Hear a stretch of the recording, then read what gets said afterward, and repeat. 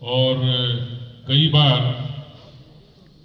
आदमी का खुद का तो संयोग होग नहीं हो, लेकिन लुगाई के नाम से लॉटरी खुल सकती है। ऐसे हमारे धर्मपाल जी की धर्मपत्नी सरस्वती जी, और धर्मपाल जी भी बहुत सीधे साधे बहुत सेवाभावी आदमी हैं। तो कई बार ऊपर आड़ो घोड़े डाले की भी सुन ले है। तो आप सब लोगों को बहुत बधाई कि आप लोग धर्मपाल जी ने भी प्रधान बनायो। मेरे को सबसे ज्यादा खुशी हुई, मेरे को तो लगा ये विनोद जाखड़ जो है युवा मोर्चे का अध्यक्ष है, और मेरे को बताया कि पार्टी का अध्यक्ष है, और इसने मुझे अभी बताया कि मेरे मंडल की और बूथ की सारी कार्यकारिणी बहुत अच्छे तरीके से चल रही है। तो मैं चाहूंगा कि इस छोटे होनहार नौजवान के लिए भी आप तालियां बजाकर इसका सम्मान करें। मंच पे और कोई बचा तो नहीं? कैलाश जी कहाँ गए? अच्छा, कैलाश जी रावत सर कार्यक्रम में चले गए। यहां पर बड़ी संख्या में उपस्थित मेरे पिता तुल्य किसान सरदारों, नौजवान भाइयों,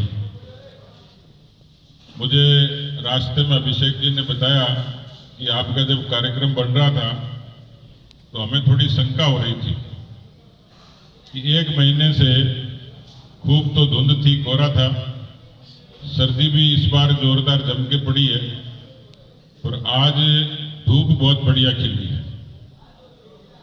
ये बात सही है क्या? तो आप ये अंदाज लगा लो कि जब पल्लू में ब्रह्माणी माता के आशीर्वाद से इतनी बढ़िया धूप खिली है, तो 2023 में भारतीय जनता पार्टी की धूप भी इससे शानदार खिलेगी। मैं जाट समाज का भी आभारी हूं कि जिन्होंने आज इस कार्यक्रम की रचना की, मंडल के लोग भी शामिल हो गए।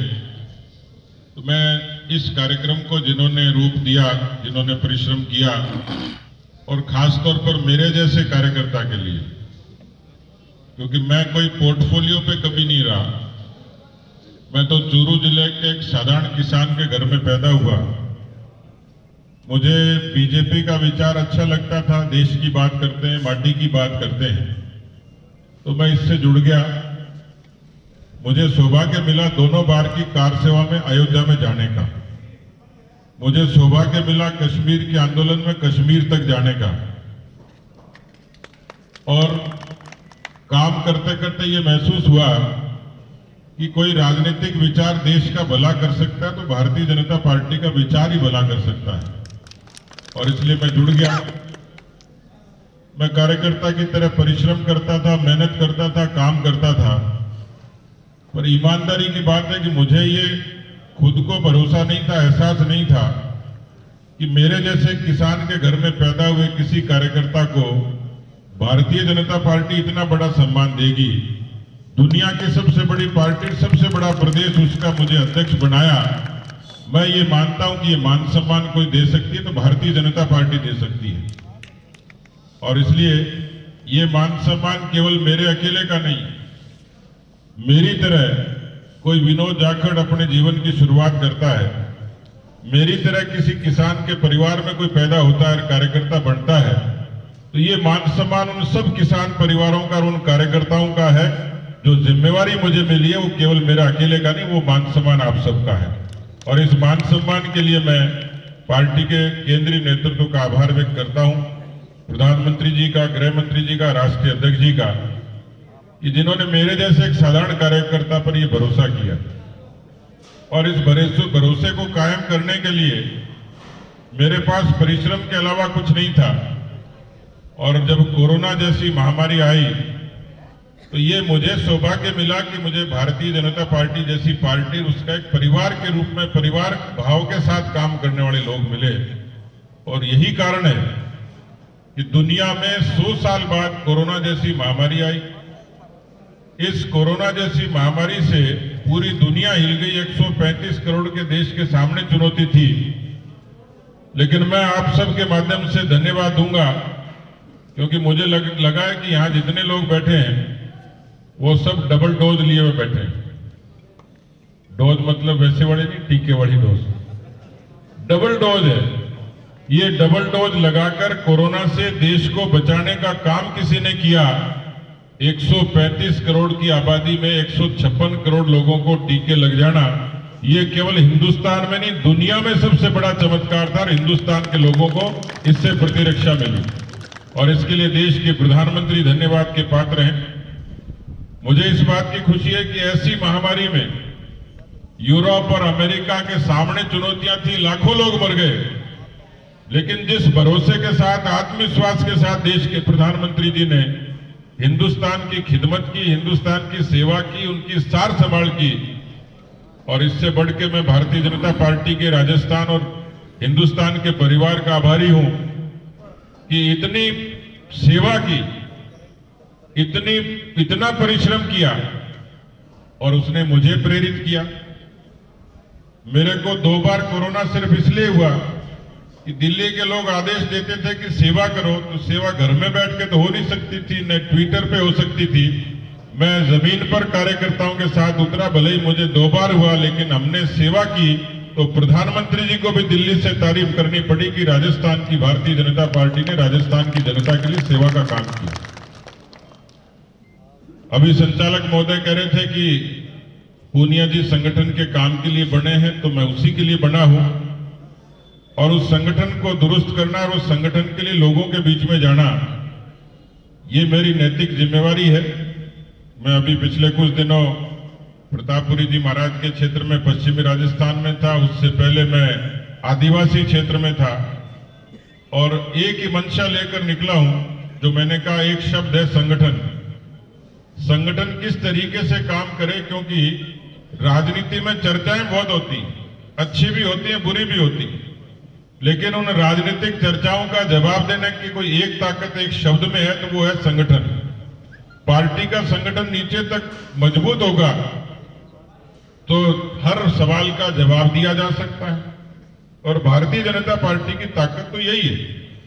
क्योंकि मैं दूसरी पार्टियों को देखता हूं तो ये पता नहीं लगता कि उनका संगठन चलता कैसे है। ये अलग बात है कि आजादी के बाद कांग्रेस पार्टी को सहूलियत थी कि एक खानदान से, एक परिवार से बाहर नहीं निकले, वही चल रहे हैं। उसका नतीजा ये है कि हिंदुस्तान के नक्शे से कश्मीर से कन्याकुमारी तक और कच्छ से लेकर कामरूप तक उनका विचार और व्यवहार दोनों ही खत्म हो गए। मैंने कभी नहीं देखा कम्युनिस्ट पार्टी के चुनाव होते होंगे, वही 5-7 चेहरे हिंदुस्तान की टीवी पे दिखते हैं, इसके अलावा कोई दिखता नहीं। और नई पार्टियां भी खूब है, लेकिन भारतीय जनता पार्टी हम सब का गौरव है, जो इस मंच पर बैठे हैं, जो बीजेपी को समझते हैं, जो देश की राजनीति को समझते हैं, जो देश को समझते हैं। यहां पर एक तस्वीर पर माल्यार्पण करवाई, दीप प्रज्वलन कराया डॉक्टर श्यामा प्रसाद मुखर्जी के चित्र के समक्ष। डॉक्टर श्यामा प्रसाद मुखर्जी का नाम नेहरू जी और गांधी जी की तरह तो नहीं लिया जाता होगा, लेकिन उस समय आप अंदाज लगाइए, जब देश के लोकतंत्र में अंधेरा था, नेहरू जी की तूती बोलती थी, लेकिन लोग कहते हैं और संसद में बताते हैं कि जब डॉक्टर श्यामा प्रसाद मुखर्जी बोलने के लिए खड़े होते थे तो नेहरू जी कांप उठते थे। यानी इतनी सिंह गर्जना वो सदन में करते थे। और जब देश के एकता और अखंडता का मुद्दा था, आपको इतिहास पता है कि नहीं पता, मुझे पता नहीं, लेकिन दुनिया के राजनीतिक इतिहास में डॉक्टर श्यामा प्रसाद मुखर्जी वो अध्यक्ष थे जिन्होंने अपने पार्टी के एजेंडे के लिए, पार्टी के अपनी घोषणा के लिए, पार्टी के अपने विचार के लिए कश्मीर की घाटी में देश की एकता और अखंडता के लिए अपने आप को बलिदान कर दिया। ऐसे कोई दुनिया के शख्स थे तो डॉक्टर श्यामा प्रसाद मुखर्जी थे कि जिन्होंने अपने आप को बलिदान कर दिया। हमारे बीच में संगरिया के विधायक गुरदीप शापिणी जी आए, जोरदार तालियों से उनका स्वागत करें। वहां से पार्टी की शुरुआत होती है और वो पार्टी फिर कश्मीर के मुद्दों पर, लोक महत्व के मुद्दों पर वो काम करती है। जो दीनदयाल उपाध्याय जी की, पंडित जी की फोटो आप देखते हैं, साधारण परिवार के थे, लेकिन जितनी किसानों के समर्थन की नीतियां वाजपेयी जी की, मोदी जी की सरकार में उनकी कलम से निकली। और इसलिए ये हमारा सौभाग्य है कि हम भारत की धरती पर पैदा हुए। हम देश की माटी के विचार को हम लोगों ने अपनाया। यहां जो लोग हैं सब अपनी इच्छा से आए, उन लोगों ने राजनीति को अपनी इच्छा से अपनाया, समाज का काम अपनी इच्छा से अपनाया और बीजेपी के साथ जुड़ना अपने मन से अपनाया। लेकिन मैं इसको सौभाग्य मानता हूं कि हम लोग वाजपेयी जी और मोदी जी की परंपरा के लोग हैं, क्योंकि 70 वर्षों की राजनीति में इस बात का तो आकलन करना ही पड़ेगा, क्योंकि 70 वर्षों की राजनीति में 50 वर्षों तक एक वंश को, एक खानदान को, एक पार्टी को राज करने का मौका मिला। इस बात के तो पल्लू के सरदार भी गवाही देंगे, या पल्लू के मेरे नौजवान भाई इस बात को समर्थन करेंगे जो राजनीति को जानते हैं। 50 वर्षों की राजनीति में इस देश में बहुत सारी ऐसी चीजें थी जो नेहरू जी के जमाने में हो सकती थी, जो इंदिरा जी के जमाने में हो सकती थी, जो राजीव गांधी जी के जमाने में हो सकती थी, जो मनमोहन सिंह जी के जमाने में हो सकती थी। बहुत छोटी छोटी चीजें थी, लेकिन उन चीजों को होने में 70 वर्ष लग गए। इस देश के पिछड़ेपन की कोई जिम्मेवार है तो कांग्रेस पार्टी। मैं छोटी छोटी बातों से उदाहरण देता हूं आपको। इस देश में 14 करोड़ बैंक खाते थे, 125 करोड़ का देश था, 14 करोड़ बैंक के खाते। अब कोई कहे कि बैंक के खाते से क्या फर्क पड़ता है? बैंक के खाते से फर्क यह पड़ता है कि आप ही कहते थे कि विधवा की पेंशन कोई खा गया, नरेगा की मजदूरी खा गए, विद्यार्थियों की छात्रवृत्ति खा गए, लेकिन उस पर अंकुश कैसे लगे? इसलिए देश के प्रधानमंत्री ने कहा कि सब लोगों को बैंक के खाते खोलो, और आज देश की धरती पर 44 करोड़ लोगों के बैंक के खाते हैं। उस भ्रष्टाचार पर, जो छोटा भ्रष्टाचार था, उस पर अंकुश लगा। इस देश में देश के प्रधानमंत्री ने लाल किले से कहा कि बेटी बचाओ और बेटी पढ़ाओ।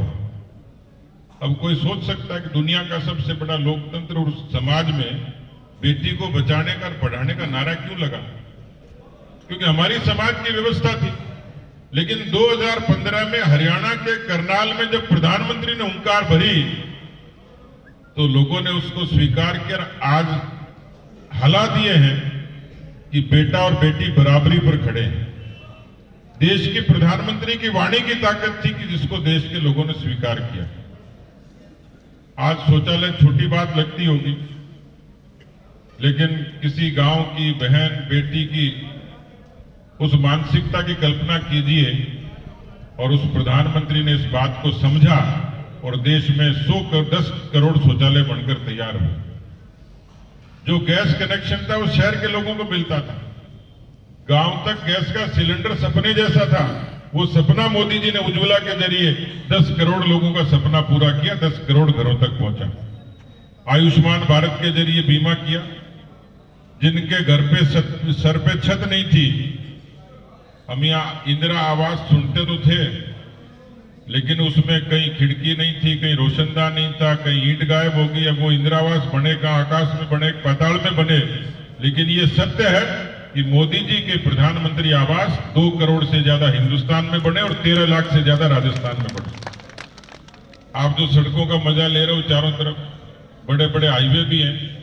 पहले आपको घंटों लग जाते थे हनुमानगढ़ जाने में, जयपुर जाने में भी। आज ये जितने हाईवेज डेवलप हुए, ये प्रधानमंत्री अटल बिहारी वाजपेयी जी के समय शुरू हुए। गांव के लोग एप्लीकेशन लेके आते थे कि गांव जोड़ दो सड़क से, वो केवल कागजों में रहता था। लेकिन वाजपेयी जी ने प्रधानमंत्री ग्राम सड़क योजना लागू करके हिंदुस्तान के लाखों गांवों को जोड़ा, राजस्थान के भी हजारों गांवों को जोड़ा। और मेरे को तो किसी एक इंजीनियर ने बताया कि ये कोई 1, 2, 10, 100 किलोमीटर नहीं बनी।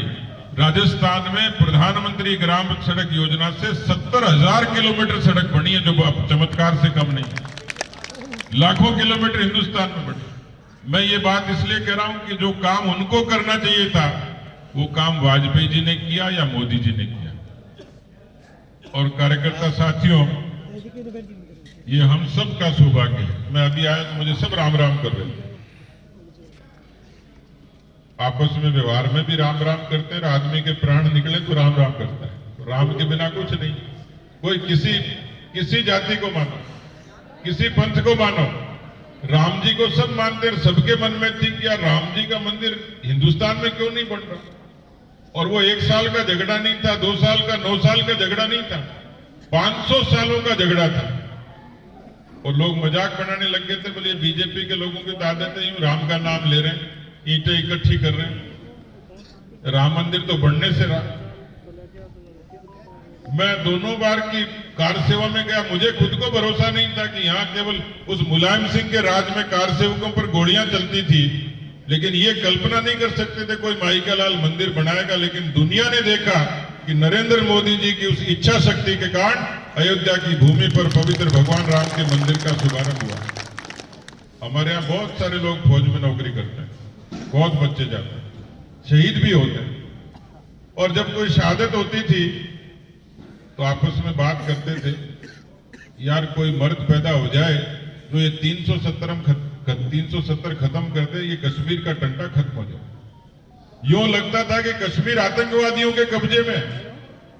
आप तो भारत माता की जय बोल रहे थे, लेकिन कश्मीर में तो नहीं बोल सकते थे, वंदे मातरम भी नहीं लगा सकते थे। और तो और तिरंगा 15 अगस्त 26 जनवरी स्कूल में आप लोग भी जाते हो, पर वहां लाल चौक पर तिरंगा नहीं फहराया जा सकता था। लेकिन ये हिंदुस्तान के गृह मंत्री की इच्छा शक्ति थी कि 370 को भी खत्म किया और आतंकवादियों की छाती पर लाल चौक पर तिरंगा भी फहरा के दिखाया। ये होता है राजनीतिक नेतृत्व, ये होता है विचार, ये ताकत पैदा होती है संगठन से। और इसलिए आज मैं आप सब लोगों के सामने निवेदन करने आया। मुझे अभी मटोरिया जी और हमारे बाकर साहब और हमारे जिलाध्यक्ष जी कोई किसानों के ताल्लुक बात कर रहे थे। मैंने इनको यही कहा, मैंने कहा देश नहीं दुनिया की सबसे बड़ी कोई स्कीम किसान के हक की थी तो वो किसान क्रेडिट कार्ड के रूप में वाजपेयी जी ने लाखों करोड़ों किसानों को सहूलियत देने का काम उस किसान क्रेडिट कार्ड के जरिए किया।